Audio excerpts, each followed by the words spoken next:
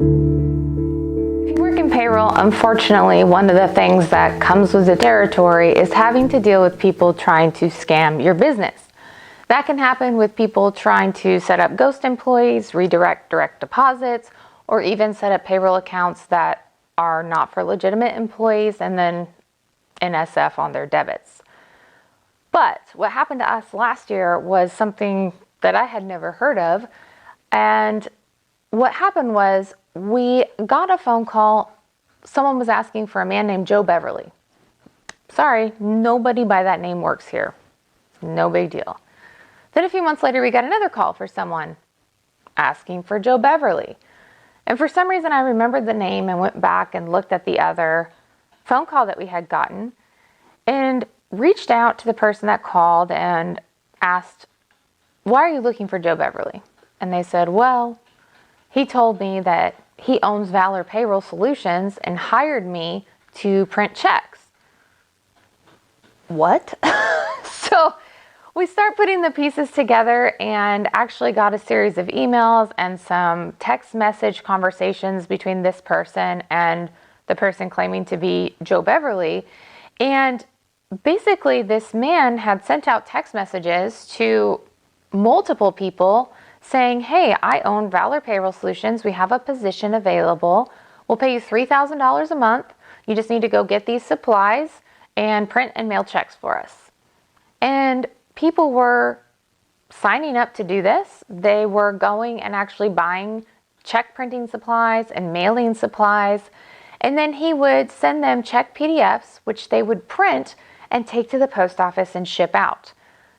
We received photos of stacks of checks and these giant receipts from the post office of their mailings.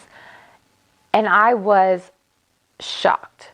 First of all, if you're going to accept a remote job offer, you really need to do some research on the company. If the phone number that the person is contacting you from isn't related to the business, then call the business phone number.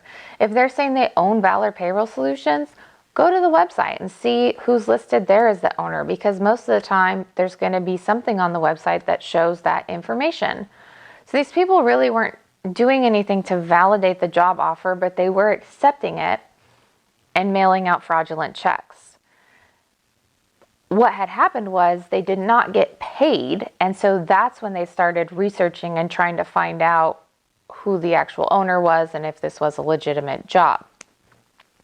We contacted BBB to let them know what happened and see if they could provide any assistance, and they were able to put a fraud alert on our BBB account so that if someone was to go and look us up, it will say right there at the top that it has a brief description of the issue, that a man named Joe Beverly is claiming to own the company and hire people to warn people in case they're getting that text message or job offer. We also ended up getting in touch with a local news agency and sharing our story there. And then we also reached out to local law enforcement. As of right now, we really haven't had any updates. We're not sure if they were able to find this person or if anything was ever done. But we did eventually quit receiving phone calls. However, before we quit receiving phone calls, the volume got higher and higher. And for a couple weeks, we were getting calls daily, sometimes more than once a day, from other people saying or inquiring about Joe Beverly. Who are you? He said he owns the company. And it was really scary. It's scary that someone can go online and really all they had was our business name. And they just told people that they own the company and hired them to print and mail checks.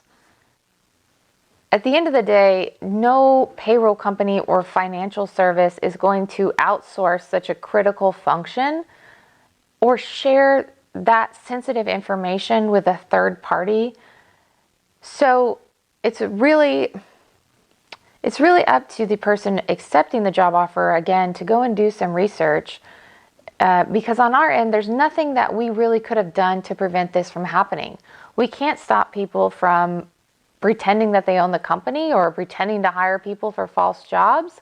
But we can, like we're doing now, share the story and try to increase awareness because, again, this is a scam that was entirely new to me and also to other people that I've shared it with. They had never heard of anything like this.